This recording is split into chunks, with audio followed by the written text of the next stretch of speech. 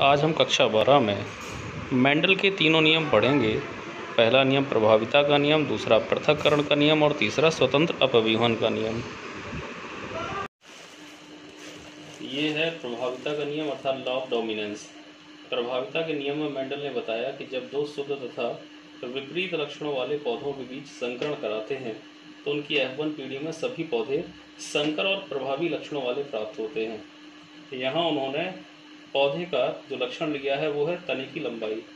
Capital T से तने की लंबाई को दर्शाया, जबकि स्मॉल टी का मतलब है तना बौना है, उसका तना छोटा है। शुद्ध लंबा और शुद्ध बौना जब दोनों कैपिटल या दोनों स्मॉल लेटर में लिखे हों तो ऐसे लक्षण शुद्ध होते हैं। यदि एक कैपिटल एक स्मॉल हो तो उसे संकर लक्षण कहा जाएगा। शुद्ध लंबे तने वाले पौधे का क्रॉस शुद्ध बौने तने वाले पौधे से कराया तो F1 पीढ़ी में सभी पौधों के तने संकर लंबे हुए, अर्थात इसमें कैपिटल टी प्रभावी रहा और स्मॉल टी अप्रभावी रहा। कैपिटल टी की प्रभाविता के कारण सभी पौधों के तने लंबे हुए, इस कारण से इसे प्रभाविता का नियम कहा जाता है अर्थात लॉ ऑफ डोमिनेंस कहा जाता है। यहाँ पर P का मतलब पेरेंट, जिसे मेंडल ने P1 कहा था, और F1 का मतलब है प्रथम पीढ़ी।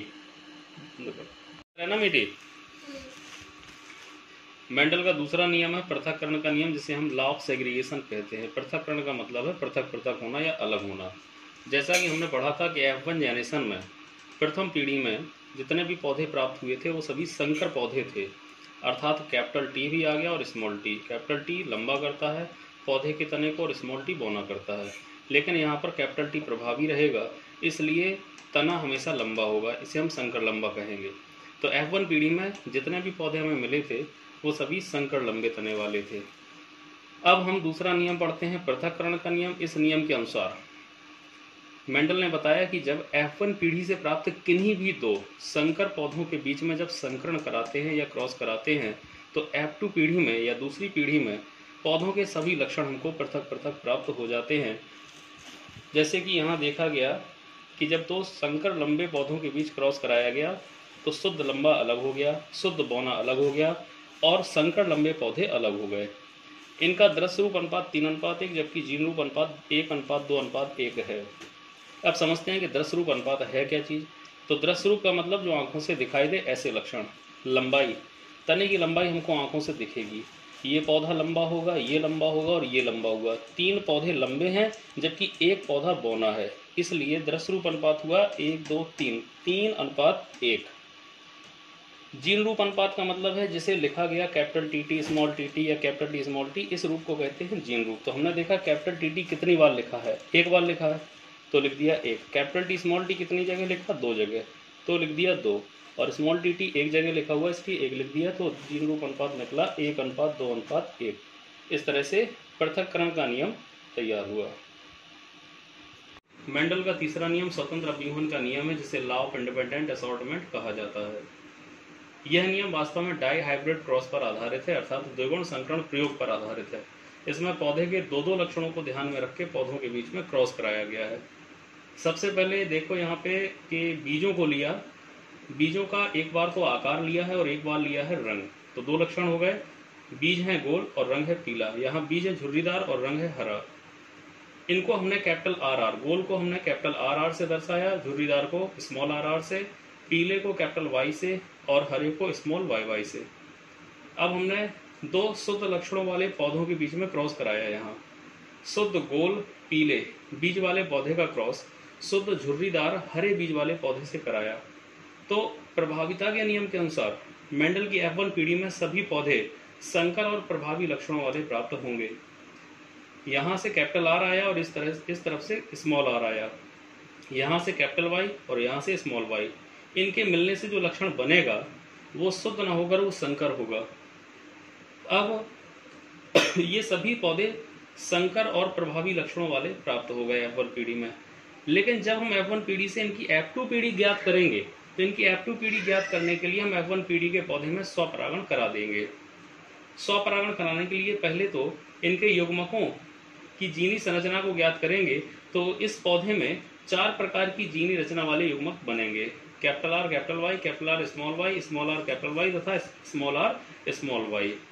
अब इसके बाद हम एक बॉक्स बनाएंगे जिसमें कि हमें क्रॉस करा के उनकी कंडीशन को रखना है। तो एक तरफ हम नर युग्मकों को और दूसरी तरफ हम मादा युग्मकों को रखेंगे। इस बॉक्स के माध्यम से हम नर तथा मादा युग्मकों के बीच में क्रॉस कराएंगे और उनकी कंडीशन को अंदर लिखेंगे। ये कंडीशंस हमने यहाँ से लिखी हैं। F1 पीढ़ी में जो पौधे प्राप्त हुए थे उनका हमें स्वपरागण कराना है। स्वपरागण में नर युग्मक की जो जीनी रचना होगी वही मादा युग्मक की होगी, अर्थात जो यहाँ पर लिखा जाएगा वैसे यहाँ पर लिखा जाएगा। कैपिटल R का क्रॉस जब हम कैपिटल R में कराएंगे तो ये हमने लिख दिया कैपिटल RR, और इसी तरह से कैपिटल Y का क्रॉस जब कैपिटल Y में कराएंगे तो कैपिटल YY लिखा जाएगा। आगे भी इसी तरह से होगा, कैपिटल R का कैपिटल R में तो कैपिटल R, कैपिटल Y का स्मॉल y में तो कैपिटल Y स्मॉल y। ये हमने अंदर कंडीशंस को लिख दिया। अब हमें देखना है कि पौधे कितने प्रकार के प्राप्त होंगे। यहाँ पर पौधे 4 प्रकार के प्राप्त होंगे। गोल पीले बीज वाले पौधे, कुछ होंगे गोल हरे बीज वाले, कुछ झुर्रीदार पीले बीज वाले तथा कुछ होंगे झुर्रीदार हरे बीज वाले। तो सबसे पहले हम देखते हैं गोल पीले बीज वाले पौधे कितने हुए। और एक चीज और ध्यान रखना है कि इन पौधों का अनुपात हमेशा 9:3:3:1 होना चाहिए, तभी ये हमारा क्रॉस सही बनेगा। तो गोल पीले बीज वाले, गोल का मतलब है, अब हम ऊपर चलते हैं। ऊपर हमने पहले बताया था आपको, गोल का मतलब है कैपिटल R और पीले का मतलब है कैपिटल Y। अगर कैपिटल R के साथ स्मॉल r आ जाए तब भी कैपिटल R पर कोई प्रभाव नहीं पड़ेगा, क्योंकि कैपिटल R प्रभावी होता है और वो बीज को गोल ही बनाएगा। इसी प्रकार कैपिटल Y स्मॉल y अगर कहीं लिखा हुआ है तो कैपिटल Y प्रभावी है। कैपिटल Y क्या करता है? पीला रंग उत्पन्न करता है। इस कंडीशन में भी बीज का रंग पीला ही होगा।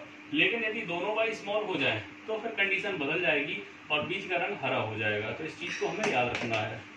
अब नीचे चलेंगे, देखेंगे यहाँ लिखा हुआ है capital R, capital R, capital Y, capital Y। Capital R का मतलब गोल और कैपिटल Y का मतलब पीला। इसी तरह से हम इनमें से ये चूज किए ले रहे। स्मॉल RR का मतलब है झुर्रीदार और कैपिटल YY का मतलब है पीला। इसी तरह से हम सभी कॉलम को भर लेंगे। यहां हमने देखा कि इस बॉक्स के अंदर सभी जीनी रचना वाले पौधे बना दिए हमने। अब देखते हैं कि गोल पीले बीज वाले पौधे संख्या में कितने हैं। तो गिनेंगे।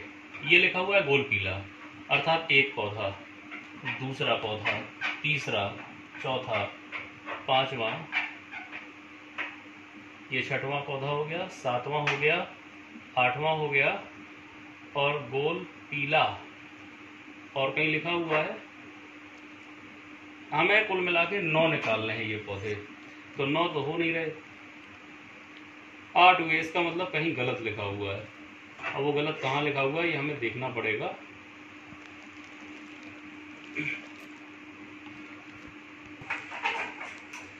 इस कॉलम में हमने गोल हरा लिख दिया था, जबकि यहाँ पे गोल पीला होगा, क्योंकि ये कैपिटल Y लिखा हुआ है जो कि पीला रंग बनाएगा। तो एक ये हो गया, अर्थात 1 2 3 4 5 6 7 8 और 9 कॉलम में गोल पीले बीज वाले पौधे हमको प्राप्त हुए। अब देखते हैं गोल हरे बीज वाले पौधे कितने कॉलम में हैं। गोल का मतलब है कैपिटल R और हरे का मतलब है स्मॉल YY। Y दोनों स्मॉल होनी चाहिए लेकिन R कैपिटल हो।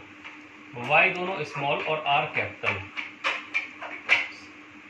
R कैपिटल Y दोनों स्मॉल। एक ये हो गया गोल हरा, एक ये हो गया। इसको अलग निशान से दर्शाया दे रहा है, माना कि गोल से दर्शाया दे रहा है। 1 2 गोल हरा और कहाँ लिखा हुआ है 3 और कहीं नहीं लिखा हुआ है, तो यहाँ लिख देंगे 3। ठीक है। झुर्रीदार पीले बीज वाले पौधे, झुर्रीदार का मतलब स्मॉल RR और पीले का मतलब कैपिटल YY। R दोनों स्मॉल हो लेकिन Y कैपिटल हो, तो यहाँ R दोनों स्मॉल Y कैपिटल, एक ये हो गया। R दोनों स्मॉल Y कैपिटल, एक ये हो गया। और R दोनों स्मॉल Y कैपिटल, एक ये हो गया। इसके अलावा कोई है नहीं, तो 3 पौधे ये हो गए। अब देखते हैं आखिरी झुर्रीदार हरे बीज वाले पौधे। झुर्रीदार का मतलब स्मॉल RR और हरे का मतलब small YY। Small RR small YY, केवल एक मिला हमको, तो यहाँ लिख दिया 1। अर्थात जो पौधों का अनुपात निकला वो हमारा 9:3:3:1 निकला। इसका मतलब है कि हमारा ये क्रॉस का जो हमने एक बॉक्स बनाया है ये बिल्कुल सही बना हुआ है, और ये जितने भी पौधे हैं ये F2 पीढ़ी के अंतर्गत आएंगे, जिनका अनुपात 9:3:3:1 होगा। तो अब हम समझते हैं कि इसे लिखा कैसे जाएगा। स्वतंत्र अभ्यूहन का नियम डाइहाइब्रिड क्रॉस पर आधारित है, द्विगुण संकरण प्रयोग है ये, जिसमें मेंडल ने पौधे के दो लक्षणों को ध्यान में रखकर, दो शुद्ध तथा विपरीत लक्षणों को ध्यान में रखकर पौधों के बीच जब क्रॉस कराया तो उनकी F1 पीढ़ी में सभी पौधे संकर और प्रभावी लक्षणों वाले प्राप्त हुए। अब इन्होंने क्या किया कि F1 पीढ़ी के पौधे से जब F2 पीढ़ी निकालनी चाहिए तो इन्होंने F1 पीढ़ी के पौधे में स्वपरागण करा दिया। जब स्वपरागण कराया तो F2 पीढ़ी में प्राप्त पौधों का अनुपात, जितने भी पौधे मिले उन पौधों का अनुपात 9:3:3:1 मिला। ये लास्ट में कितना मिला अनुपात, तो ये स्वतंत्र अभ्यूहन का नियम कहलाता है। इसे लॉ ऑफ इंडिपेंडेंट असॉर्टमेंट के नाम से भी जानते हैं।